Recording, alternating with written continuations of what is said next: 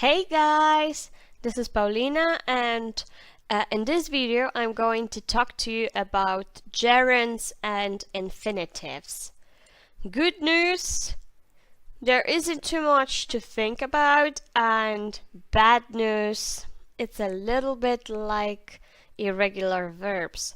You'll somehow have to memorize it, find your way to best learn which verbs are followed by gerunds and infinitives.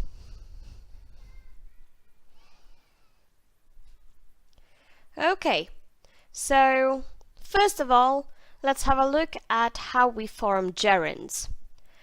We make them basically by adding ing to a verb. So as you can see, we form gerunds with verbs and the ing ending. We can use gerunds as nouns. Chasing tornadoes is a dangerous activity. After prepositions, Polly is interested in finding out more about volcanoes. And after the verb go, when we talk about activities, Julia goes hiking at the weekends. So 3 quite easy rules. Remember, gerunds after nouns, prepositions, and when we talk about activities. When do we also use gerunds? We use them after certain verbs and phrases. Here is a long but not extensive list. It doesn't include all of the verbs and phrases, but these are definitely the most important ones. So have a good look. I will not read them all, but please be prepared to use these verbs with gerunds correctly. For example, imagine being in an earthquake. Or it's no good crying. That won't help anyone. Something easy peasy, infinitives. We can have active infinitive, which is send, present infinitive, a perfect infinitive, which is have sent, and then we have a passive form, be sent, and passive perfect, have been sent. For example, we use infinitives after modal verbs. We will send the photos to the newspaper. The photos will be sent to the newspaper. Or, he can't have taken the photos yet. The photos can't have been taken yet. Don't worry about active and passive voice. We'll have a look at it sometime soon. Now I want you to mainly focus on the infinitives. When do we use full infinitives? We form full infinitives with to and the verb. We use full infinitive to explain purpose. He interviewed the lady to find out what had happened. So it's very common for Spanish students to say for find out, because you say para saber. So please be careful with this one. When we show purpose, la razón, el porqué, we always have to use it with to, and then we follow it with infinitive. We also use full infinitives after adjectives, such as afraid, scared, happy, glad, sad, and all the adjectives that you might have learned on your way here. So he was afraid to ask if his house had been damaged. Or the second term exam was easy to pass. I hope this will be your case. We also use full infinitives after the words to and enough. It was too dangerous to leave the house. It wasn't safe enough to leave the house. You see, to and enough. You'll have a look at these very soon. And of course, the situations I've just mentioned are not the only ones when we use full infinitives. We use them after a variety of verbs. And as I've said at the beginning of this video, I'm sorry, it's like irregular verbs, something you've got to memorize or find a way. So for example, We managed to leave the town before the hurricane hit, and lots of people refused to leave their homes. Now, when do we use bare infinitives? Remember? Bare infinitive? Yeah. The verb, no to, no ing. If you've seen the modal verb video, then I'm sure you remember that we use bare infinitives after modal verbs. For example, if we try, we can help the environment. We use it after had better to give advice. You had better stay away from the fire. This is a very nice construction and they use it often in the FCE exam, so please have a good look at it. And it's the same expression we use in the song. You'd better watch out, you'd better not cry, you'd better not pout, I'm telling you why. Santa Claus is coming to town. Yeah, I know. December was 2 months ago, but it's a good song to remember this expression and how to use it correctly. We also use bare infinitives after would rather to talk about preference, and we often use the word then. I would rather read about a natural disaster than experience one. Last but not least, we've got two sets of verbs, tricky verbs. But if you remember about what verb forms follow them, I'm sure you'll not have any problems. So, we use let with an object and followed by bare infinitive when we want to say that we give permission for someone to do something, and it is only used in the active voice. In the passive, we can use the verb to be allowed to. I let my son watch the documentary on volcanoes. My son was allowed to watch the documentary on volcanoes. Also, we use make plus object plus bare infinitive when we want to say that we force a person to do something in the active voice, but in the passive it's followed by a full infinitive. That's a tricky grammar point. Look at the examples. The rescuers made us leave our home. We were made to leave our home by the rescuers. You could also say Paulina made us leave comments under this video. We were made to leave comments by Paulina. Alright? Or some of your parents make you study English. You are made to study English by your parents. Okay? And finally, there's a group of some words, verbs, which are friendly. Why are they friendly? Because they can be followed by a gerund or a full infinitive with no change in meaning. This refers to some common verbs like begin, bother, continue, hate, like, love, and start. For example, there's no difference between saying the volunteers began planting trees in the forest and the volunteers began to plant trees in the forest.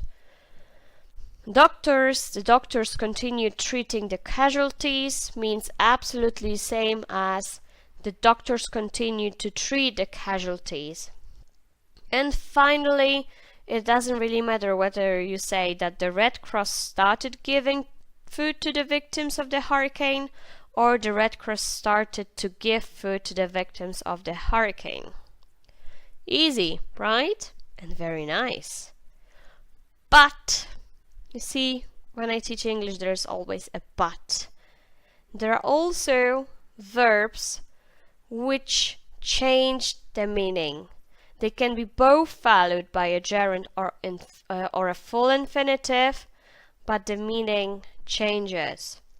The most common ones are go on, forget, regret, remember, stop, and try. Let's have a look at different examples and the change in meaning. The newsreader went on talking about a tornado, which means that he continued to talk about the same thing. So Paulina went on explaining gerunds or infinitives. And the newsreader went on to talk about the weather forecast. So he had been talking about a different subject and then started talking about a new subject. So you could say that I went on to talk about the exercises. So I will go on to talk about the exercises from the book. I forgot writing to the organization and asking for that information. I didn't remember that I had written to the organization. So you can always say that you forgot doing your homework, but then you open your notebook and you're like, oh, I've done it. You forgot doing it, but you did remember about it.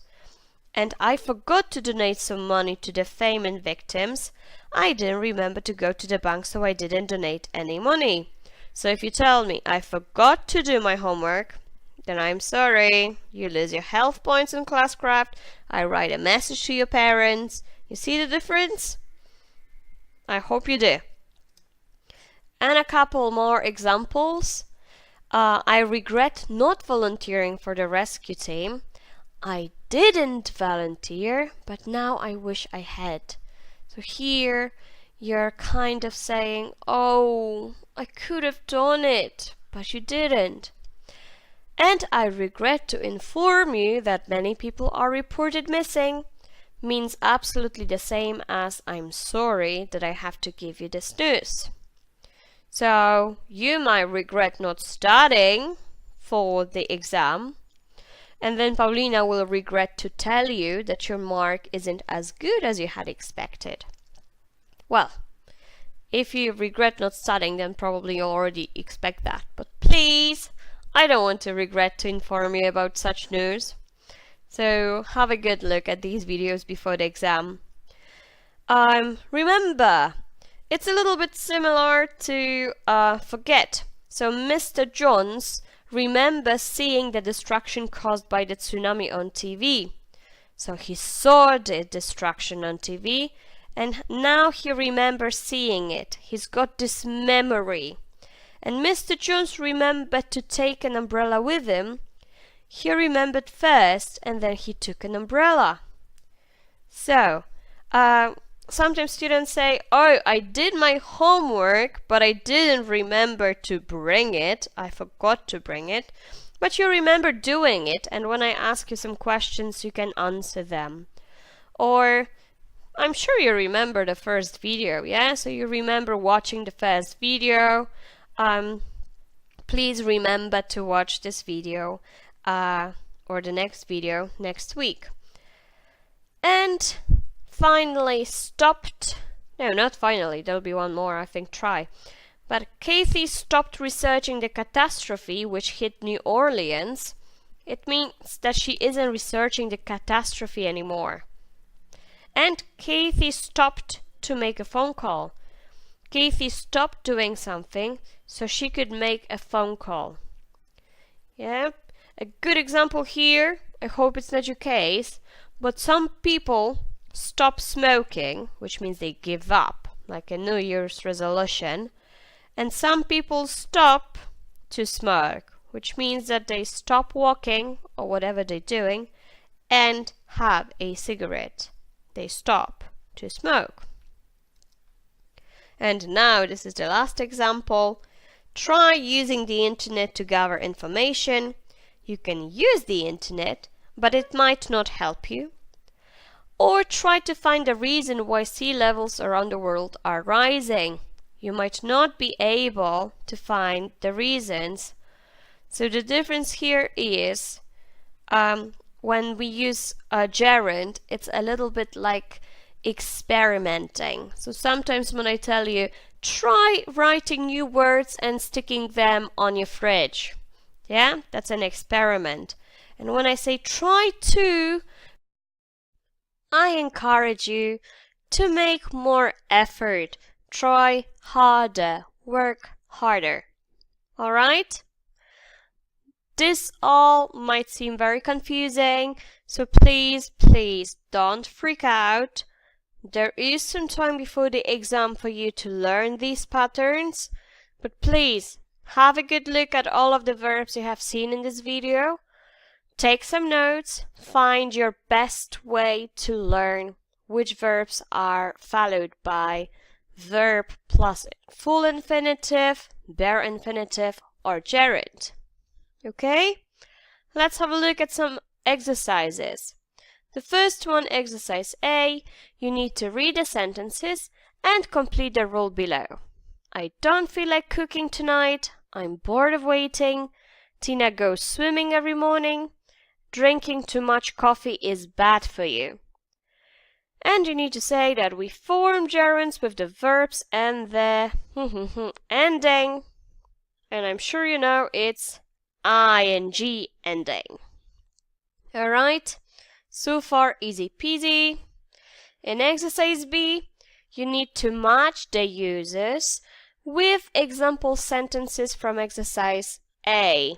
So we use gerunds as nouns, after prepositions, after the verb go when we talk about activities, and finally after certain verbs and phrases.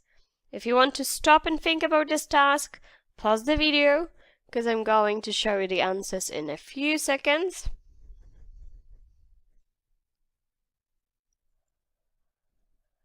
And I'm sure you know that drinking too much coffee, we use this gerund as a noun. In number 2, I'm bored of waiting, we use gerund after the preposition. In sentence 3, we use the verb go when we talk about activities, for example, swimming. And in sentence 1, we have an example of a certain verb or phrase when we use a gerund. In this case, I don't feel like doing something. I don't feel like cooking. No me apetece. In exercise C, you need to read the sentences and complete the rules again. This time you need to use with and without. So when do we use infinitives? With or without to? Have a good look. Read it carefully, and I'll show you answers in a second.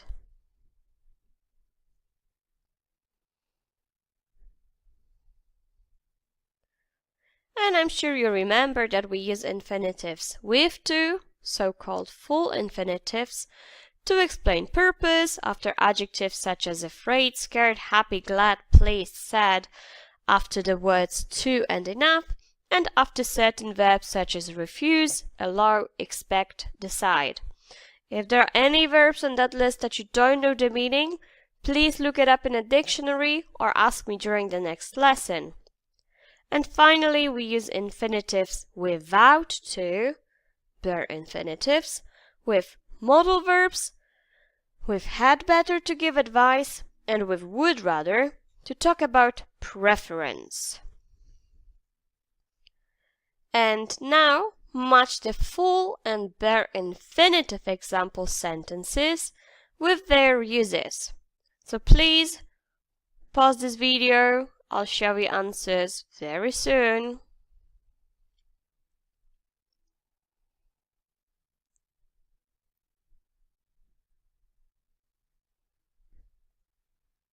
And here are the answers.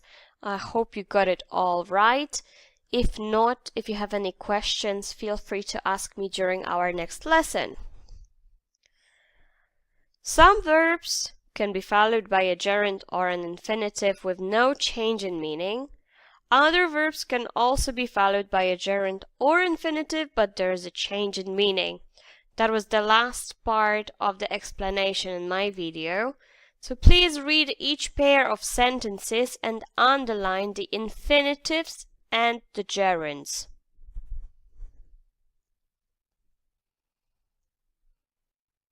Let's have a look at the answers.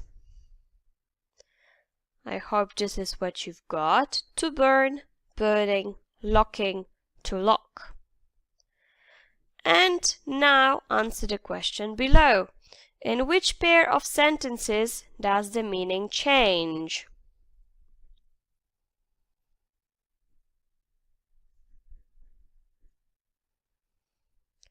And I'm sure you've noticed that continued can be followed by both infinitive and gerund without change. However, remember is one of those tricky words. So in sentence 2a, Jenny remembered locking the door. This means that she had locked the door and that then later remembered having done this. And in sentence 2b, Jenny remembered to lock the door. This means that she didn't forget to lock the door, as she remembered that she had to do it, so she did it. Remember, there were more examples in the video in the first part of it, so please make sure you remember those tricky verbs. And be careful with let object bear infinitive. For example, Paulina let us play Kahoot at the end of the lesson. And make plus object plus bear infinitive. Paulina makes us study verb patterns. Or we were made to study verb patterns by Paulina. And finally, we got to the end of this video. Thank you very much for your attention. To make this presentation, I've used information from Grammar Reference from Close-Up B1 Plus, second edition by Cengage Learning, pages 169 and 170. And grammar exercises from Close-Up B1 Plus second edition again by Cengage Learning from page 87. Bye!